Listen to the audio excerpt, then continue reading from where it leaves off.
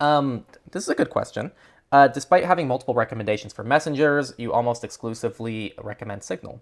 Given Signal's recent behavior and the concern of over relying on a service, do you plan to mention your other recommendations a little more often? It really depends. I mean, you have to remember Signal is not only the most popular and almost unarguably with those options you listed the most accessible.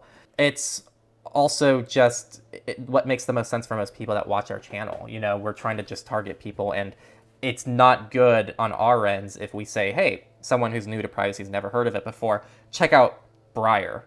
It's the most anonymous XYZ. It's going to be great. And then they try it out and they go, oh, it's not even on my phone because it's Android only. So very basic things like this, I think, are going to really turn people away. So we try to be careful about not recommending things that are too extreme for people that it's just hard to please everybody because we always think about the target demographic of each video.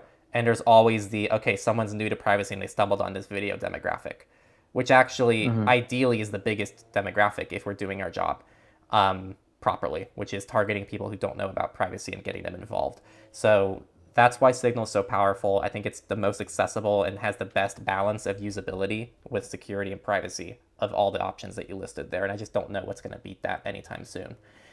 With that said, I think you watched the video too, so I don't know if you agree or disagree with it. You never gave me your thoughts on Signal on the video, so I don't know what you thought about it. But I think we should be watching Signal closely. They are filling this very important void, but they can really misuse that power if they wanted to, I think, and do some really crappy things that would not benefit the community. And we just have to be careful to hold them accountable for things like that, I think, even though I love what they're doing Yeah, overall. it's a challenge with messengers in particular because like there is such a network effect where really the only way for this recommendation to be effective is if other people use it. So there is like there's downsides like what you brought up as far as over reliance on a single service. That's certainly a downside to have this kind of monoculture. But with messengers and really social things in particular, getting everyone to be on a single service is generally going to outweigh those downsides. Like it would just be better if everyone was using Signal compared to, um, WhatsApp and SMS and iMessage, etc. Um, so there, that's probably the main reason. Like if I'm talking about messengers, I usually only bring up Signal because it benefits us all basically if we recommend Signal to pretty much 100% of people rather than like splitting people up into different messenger camps. It's kind of unique to messengers and social applications, and that's more of an issue than even like accessibility, like you were saying. Because like I would consider Tor browser or even Mulvad browser to be pretty advanced for most people, to be honest. And yet, when I'm talking about browsers, I'll pretty much always mention them because there is no real downside if they try out Mulvad browser and they don't like it, or if they like it. If people are split up between different browsers, that's perfectly fine. People can use Firefox and Brave and Mulvad and all access the same stuff. But with messengers, there is a benefit to having everyone on a single platform, basically. So at the end of the day, as far as recommendations goes, I think it makes more sense to push people towards one, even if there are a lot of different options. You kind of just have to pick one and stick with it because of that network effect. Right. And I think that's also, just to expand on that, when you try a browser, it doesn't impact anyone else except you. Right. But when you try a messenger, now that's also what you're asking their network of people to also use. So when we recommend, if we, let's say we made Briar our main recommendation, just outright, just every person in the world should be using Briar. This now means that if all of you started using Briar, which you can't because it's not even on iOS yet, that means all of your contacts that don't have iOS can't use Briar. That means all your contacts on Android have to leave Briar running in the background the whole time because otherwise you can't exchange messages because it's peer to peer and it's dependent on people being online at the same time.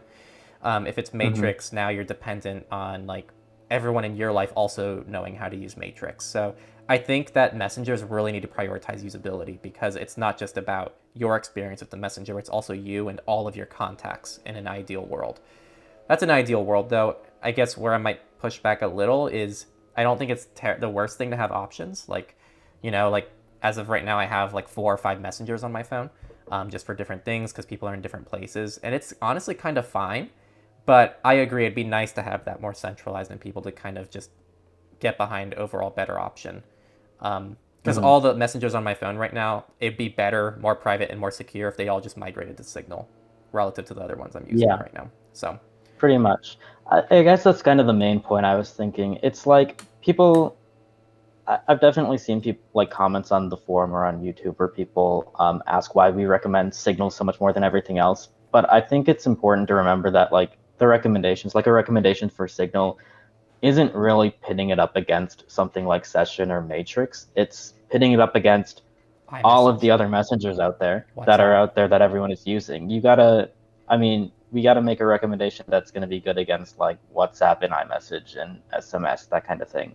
So if you really like Session or whatever, I wouldn't take it too personally that we recommend Signal. It's because we're not really trying to convince Session people to switch to Signal. We're trying to convince WhatsApp people to switch to Signal for the Yeah, most part. exactly. Really good way of putting it. Thanks for watching this Techlore clip. This is actually a clipped version of a full-length video that talks about this topic a lot more thoroughly. So if you want to check out a lot more digital rights content, check out the main Techlore channel, and we'll see you over there.